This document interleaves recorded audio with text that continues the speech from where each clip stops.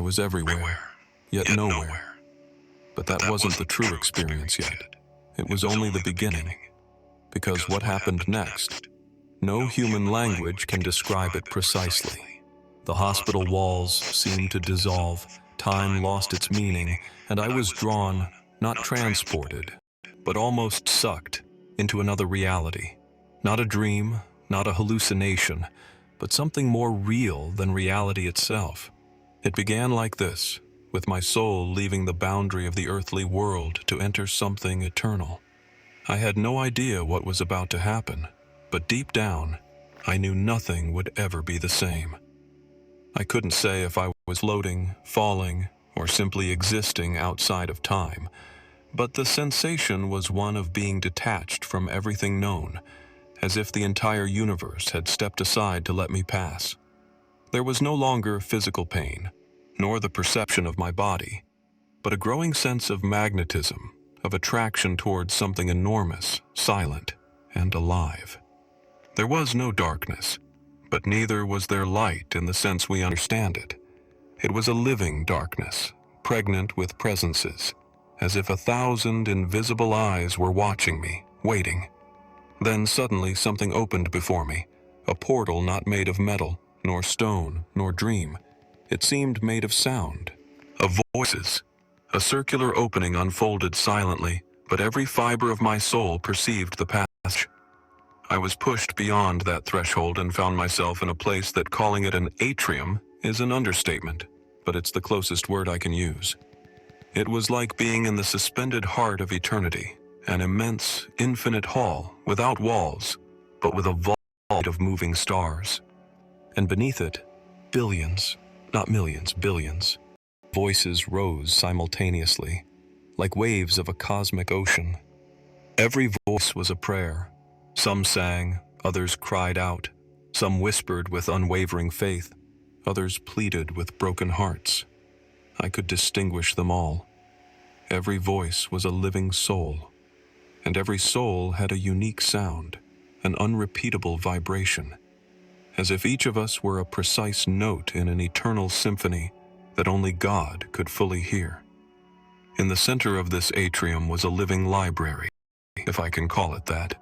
Immense, not made of shelves but of interwoven beams of light, like roots of a cosmic tree. Each ray contained floating words, which were not read with the eyes but understood directly in the spirit. The texts were not written with ink, but with memory. It was as if every thought, every choice, every small decision in life was recorded there, in real time, within invisible books that pulsed like hearts of light. A presence approached. It did not walk, nor fly. It appeared, but without violence, like a truth that simply reveals itself. It was an angel, but different from any image I had ever seen or imagined. Tall, transparent, with wings that seemed formed of water and fire combined. Tender but radiated absolute majesty. It looked at me without moving its mouth, spoke within me. "Louise," it said, "this is the place before revelation, the atrium of discernment. Here names are written and erased." With a gesture of its arm, it pointed me to the heart of the library, where a column of light rose and branched like a tree. From its roots, golden threads detached, and on each were names written in languages I didn't know, but understood instinctively. I approached. Some of those names shone brightly, as if sealed. Others, to my great sorrow, flickered, vanished, were swallowed by a black mist. I asked with fear, "Why do some names disappear?" The angel replied, "The time of the sifting is near, and many, though knowing the name, do not know the face. They say they believe, but live as if they no longer await me." At that moment, a deep sound resonated in the atrium. It was not an earthly sound. It was as if the entire universe had just rung a spiritual bell. I vibrated from head to toe, as if every part of my soul had been struck by an invisible bell. And a voice, greater than time itself, thundered, "The great sifting is coming. The library trembled. The names began to vibrate more strongly. Some grew clearer, others faded. The angel knelt. I fell to the ground, or rather, into the posture of a spirit recognizing itself before something immeasurable. And that's when it appeared. Not as the man of the scriptures, not as the Jesus I had seen in paintings or dreams, but as living fire, a presence that contained both justice and love, as if the sun itself had descended among creatures, but without burning them, only purifying them. It had no features, yet it was recognizable. My spirit knew who it was. It was Jesus, the Alpha and the Omega, the beginning and the end. It called me by name, not Louise of the body, not Louise of the earth. It called me with a tone that pierced every part of my history. Louise, it said, what I am about to show you will determine the spiritual destiny of millions. You have been chosen to see, to hear, and to return. But know that from this moment on, nothing will ever be the same. I felt within me the deepest yes I had ever uttered. Not with my voice, but with my soul. And that's when the fire moved before me, and we began to walk.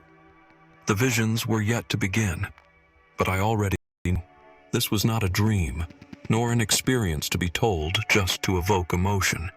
It was a calling, and I had answered. I followed Jesus as one follows the wind when you no longer have weight. We didn't walk in the earthly sense of the word, but we moved through living visions, as if each scene were an animated page of an eternal book unrolling before us. Yet it was not past, nor future, nor dream. It was the spiritual present of the world. Jesus stopped, and with a single glance, immersed me in the first revelation. I found myself in the midst of a city I knew, or perhaps it was the sum of many cities. The buildings were gray, the faces of the people tense. The light seemed to filter with difficulty between the skyscrapers. A collective tension hung in the air like an invisible wave. Billboards flashed confused messages, offers, crises, fear disguised as progress. News on television, stock market crash, banks failing, new restrictions, digital blackouts, currencies canceled. Everything was crumbling. Yet, in the chaos, Jesus showed me something that shone like a pure note in a discordant melody. It was an elderly woman, sitting in a small, unluxurious apartment. Around her, simple objects, few pieces of furniture, an open Bible, and broken bread on a chipped ceramic plate. Yet the light surrounding her was alive, pulsating, as if the entire heaven resided within that small space. She sang softly, words I didn't know but my spirit understood. Words of praise, trust, and pure love. It was as if the world outside had no power over her. Jesus looked at me. She has a transformed heart. Then he led me elsewhere. An elegant man left a luxurious penthouse, speaking aggressively on the phone, while his face was etched with anxiety and insomnia. Inside his home, 2 teenage children stared at bright screens while his wife cried alone in the bathroom silently. Everything was perfect, aesthetically impeccable, but empty. There was no life, only appearance. Jesus sighed. That's the difference. A transformed heart doesn't depend on money or circumstances. It's a heart that has let me in, that has allowed my presence to rewrite its story. He showed me businessmen and pastors, students and housewives, rich and poor. Some had hearts full of light, others did not. And it didn't depend on what they did, but on who they had become. The first mark of my chosen ones, Jesus said, is a heart that is no longer its own, a heart that has agreed to die, to be reborn in me. Then he quoted words I knew, but which I then understood with new clarity. I will give you a new heart and put a new spirit in you. I will remove from you your heart of stone and give you a heart of flesh. It was not a metaphor. I saw the spiritual change as a real intervention. Dark hearts becoming alive, rigid ones transforming into tender ones, hearts full of anger melting into grace like snow in the sun. I saw the effect of received forgiveness. I saw the fruits of total surrender. Not religion, but relationship. Not rules, but regeneration. He showed me a former addict who now helped others get back on their feet. She had little, but her smile was a sea of resurrection. She is not saved because she became good, but because she allowed herself to be transformed. This is the first mark. Not who knows everything, but who lets themselves be made new. Then I saw myself, my weariness, my fears, my resistances, and I also saw that little yes I had said on that night of pain. I didn't have great titles, I wasn't a saint, but I had said, "Come in, Lord." And he had entered. "Louise," he said gently to me, "that's where everything begins. No one will be able to withstand what is to come if their heart has not been transformed by mine." And as the scenes faded, I understood. In 2025, the greatest crisis would not be economic or political. It would be the crisis of untransformed hearts.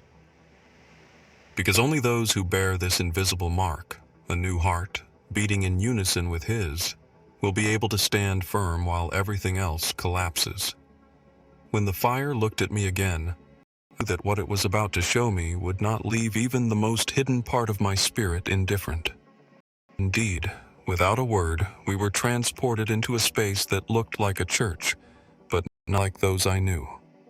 It was a fusion of styles and times, ancient columns and lights, digital pulpits, voices multiplied by screens and soft light.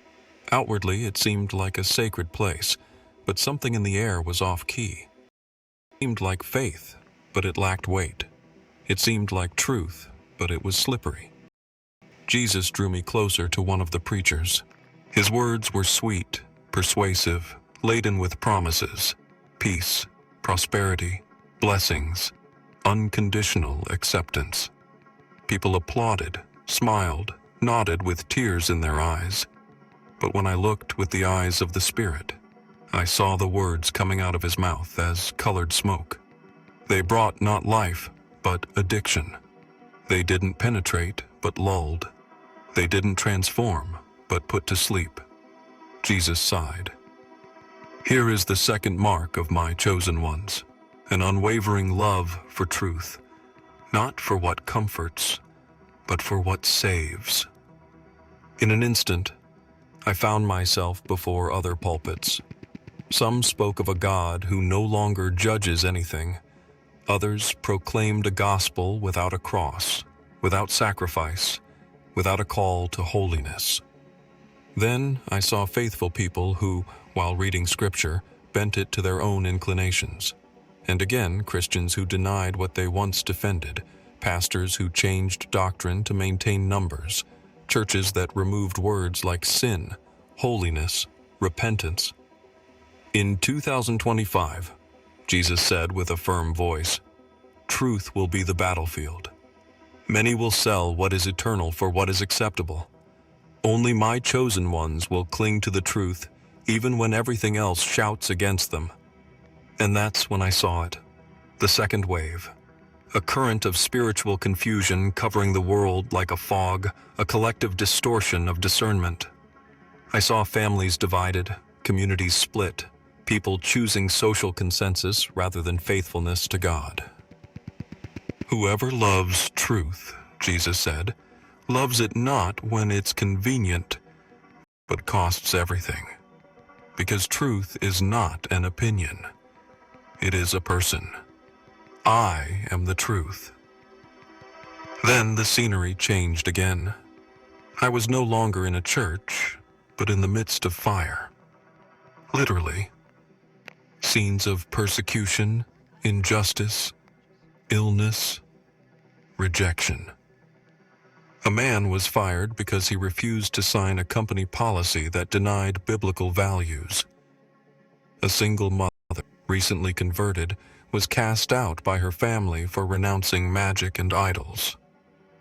A young preacher was accused of hate for quoting Paul's words. Yet amidst all this, I saw a deep light in the eyes of these people. Not hate, not fear, but steadfastness, peace, a splendor that was not human. This is the third mark, Jesus said. Perseverance. Not the kind that endures difficult days, but the kind that remains steadfast in the longest night. And he showed me still others, some locked in underground prisons, others isolated from social media, discredited, forgotten, men and women who had not bowed their hearts. Many think martyrdom is just dying, he continued, but there are silent martyrs who live every day without compromise. They are my witnesses. They are the torches lit in the darkness. I also saw those who did not resist, familiar faces that spiritually faded. Some succumbed to fear, others to the allure of power, still others to despair. This will be the true test, Jesus said. When truth is unpopular, when faith truly costs something, when there are no applause but stones, then it will be seen who truly belongs to me. I felt small and confused.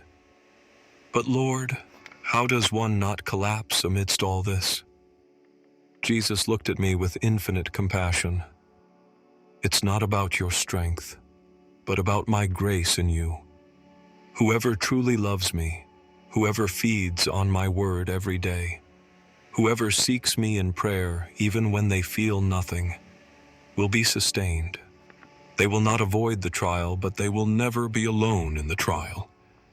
His words entered me like fire. Truth, perseverance, two pillars that would sustain the true faithful in the time that was coming. And I understood that I could no longer live as before. Because now I knew what was coming. And I knew that every compromise, every spiritual laziness, every cowardly silence would have an eternal weight. The fire walked beside me silently, but every step shook my spirit as if eternity itself breathed in rhythm with him. We were in silence, but a full silence, like the one preceding a revelation. Then, without warning, the landscape around us changed again. We found ourselves in the midst of a crowd. Not a screaming or chaotic crowd, but an orderly multitude walking a wide, illuminated road full of reassuring voices and captivating images. Smiling faces spoke of well-being, of spiritual success without sacrifices, of a God who blesses everything without asking for anything. There were crosses around necks, Bibles in hands, verses on billboards, and motivational slogans. But deep down, I felt something discordant. There was no presence. There was no awe. There was no fire. Jesus took my hand and made me look elsewhere. There, on a narrow, rocky, uphill path, I saw a few men and women moving forward in silence. Their eyes were fixed ahead, their hands wounded, their clothes torn. But there was a fierce beauty in their faces, an incandescent purity, a light that could not be explained. These, Jesus said, do not want to be better. They want to be holy. They do not seek recognition. They seek my face. They do not just want to avoid sin. They want to be like me. He showed me their choices. An entrepreneur who gave up $1 million deal because it would have involved moral compromises. A young woman refused the attention of powerful men to guard her dignity. A single mother, though mocked by the community, refused to lie to get help.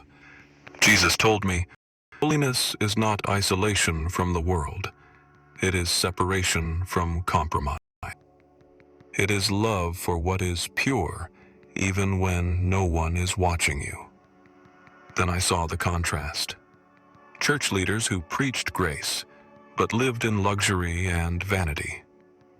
Christians who proclaimed freedom but were slaves to pleasure. In 2025, he said, the line will be clear. Many will say, Lord, Lord, but will not want to give up anything. My chosen ones, however, will be recognizable by their desire for holiness, not their perfection. Holiness is never pride. It is hunger. Hunger for me. The landscape changed again. Now I saw dark rooms, war zones, rubble. People kneeling on wet earth, others huddled in cold cells, some with swollen eyes, raised hands, whispered words. They all prayed, not with formulas, but with their souls. It was as if prayer had become the natural language of heaven. Jesus told me, this is the fifth mark. Prayer not as a habit, but as breath. Not as a refuge in crisis, but as a lifestyle. Not as a monologue, but as communion. He showed me a young nurse in a field hospital, praying under her mask while treating the wounded. A man in a factory mentally praying between shifts. An elderly woman praying in tongues in her bed, while no one visited her. These are my intercessors, he said. They do not pray to get something, but to align with my heart. And their prayers are more powerful than 1,000 sermons. Then he showed me a mystery. Every true prayer left a luminous trail that ascended like incense, but also expanded like spiritual shockwaves on earth. In 2025, he said, there will be an invisible war. It will not be fought with human weapons, but with kneeling hearts. Whoever prays with sincerity, with authority, with faith, will move the heavens. He showed me a child praying before a destroyed house. Every word of his released angels. A woman praying for her enemy. And I saw chains break. A young man who, praying, received a vision to bring to his church. This is the generation I am forming, Jesus said. A lineage of saints and intercessors. Not perfect, but full of my spirit. The world will ignore them, but hell will kill them. And I felt the need to kneel there before, not out of duty, but out of thirst to be part of that lineage. Be recognized not for what I had done, but for how much I was willing to give up. For love, for faithfulness, for hunger for God. I cannot explain exactly where I was, but the place Jesus led me seemed to be a space between the visible and the invisible, between what is and what will be.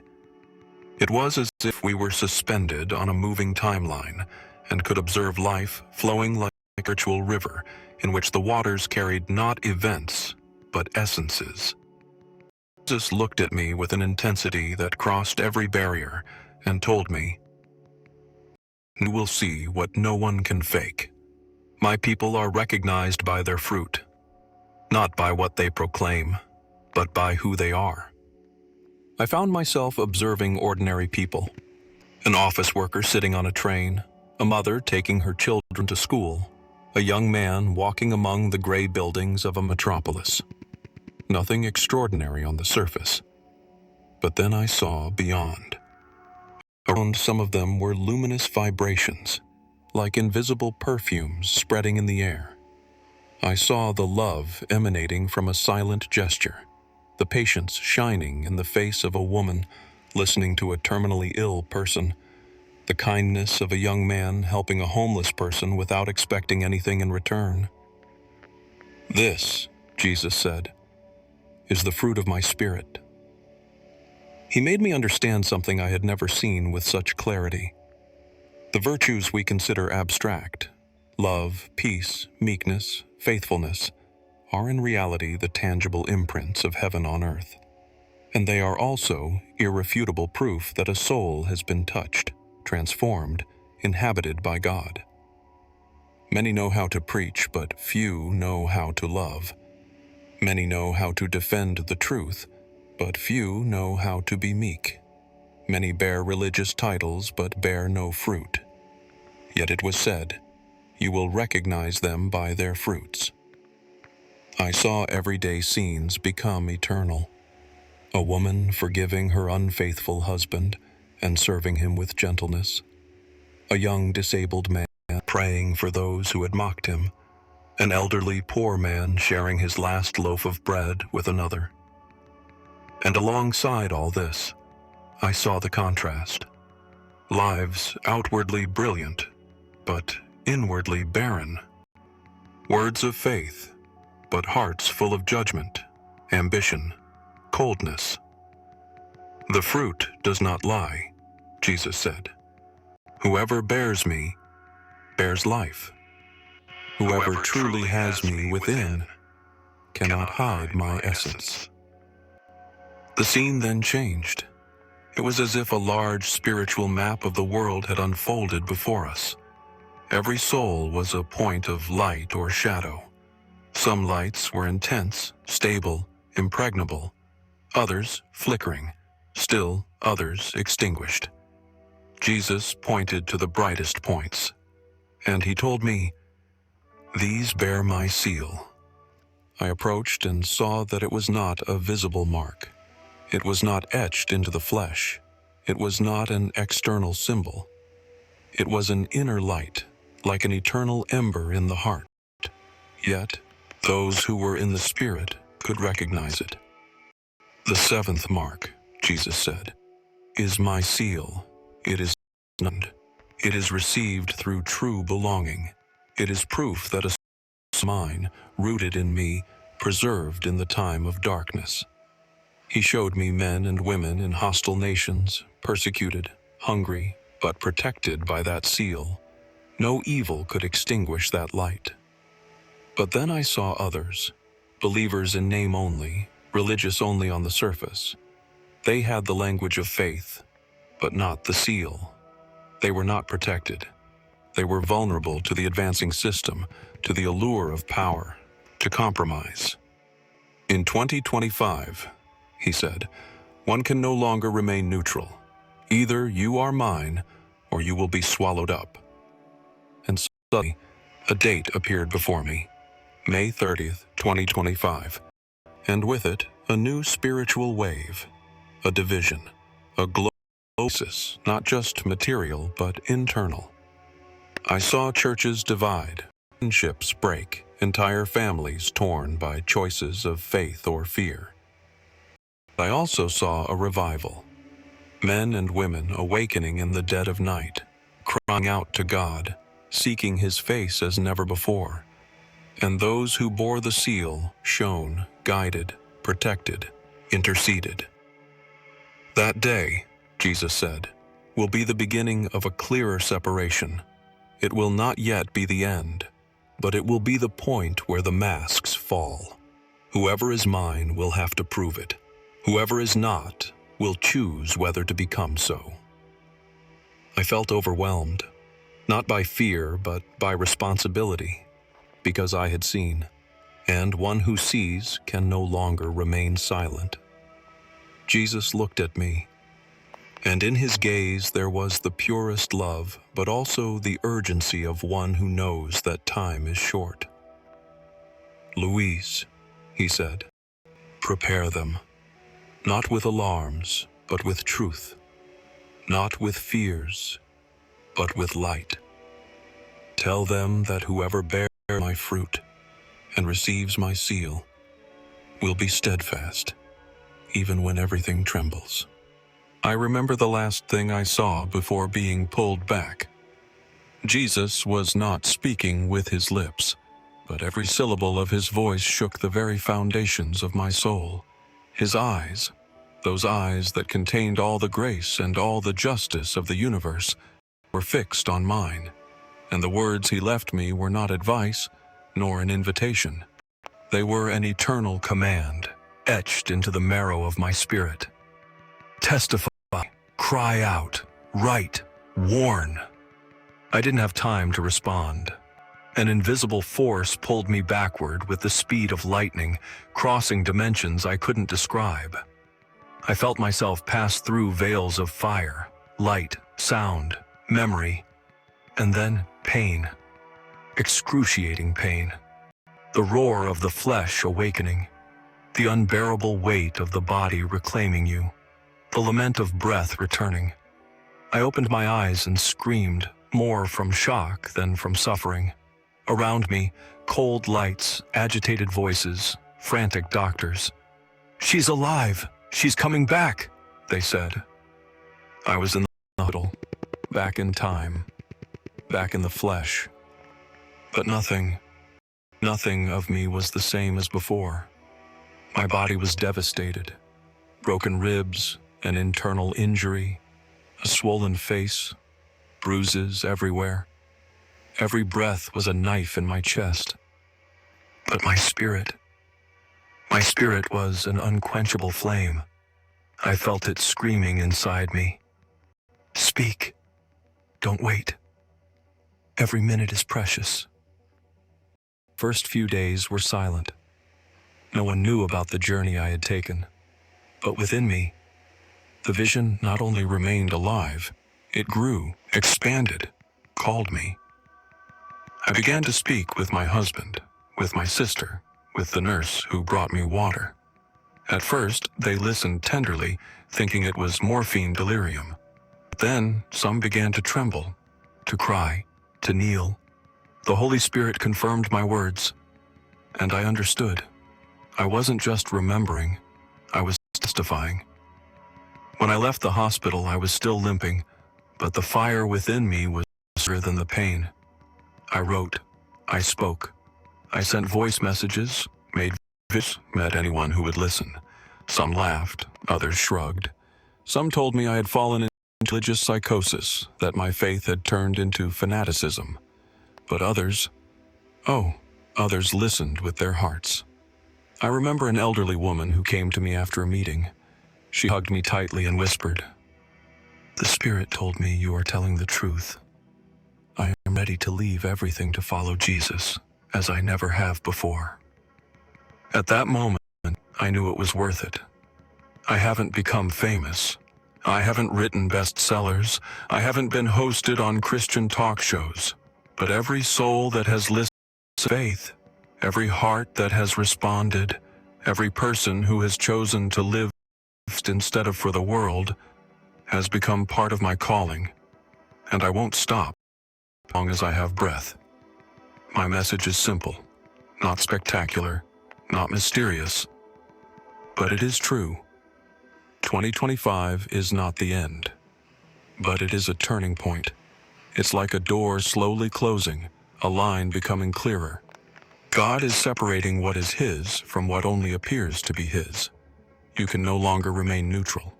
You can no longer say, "I believe," and then live as if nothing is changing.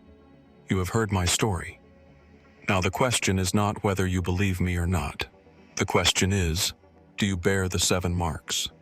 Do you have a transformed heart? Do you love the truth even when it burns? Do you persevere in trial or give up at the first wave? Do you seek holiness even if it isolates you? Do you live by prayer, just by noise? Do you bear fruit or just leaves?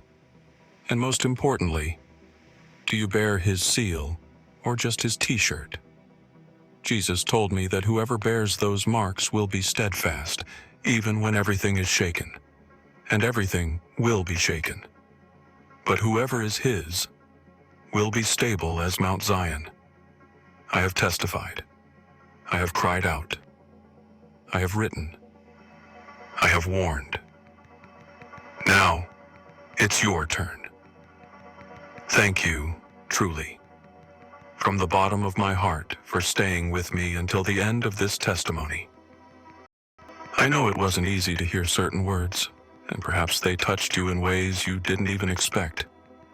But if you've made it this far, it's not by chance. I believe that with all my being. God is speaking to your heart right now, in this very moment.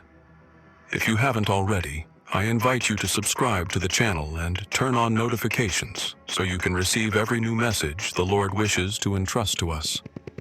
And I ask you for a small gesture that means a great deal to me. Leave a comment below and tell us where you're listening from. Not out of curiosity, but because in this fragile time, we need to feel closer, more united. Even if distant, we can walk together. May God bless you, keep you, and make His light shine on your path, today and always. Never stop seeking Him. He is closer than you think.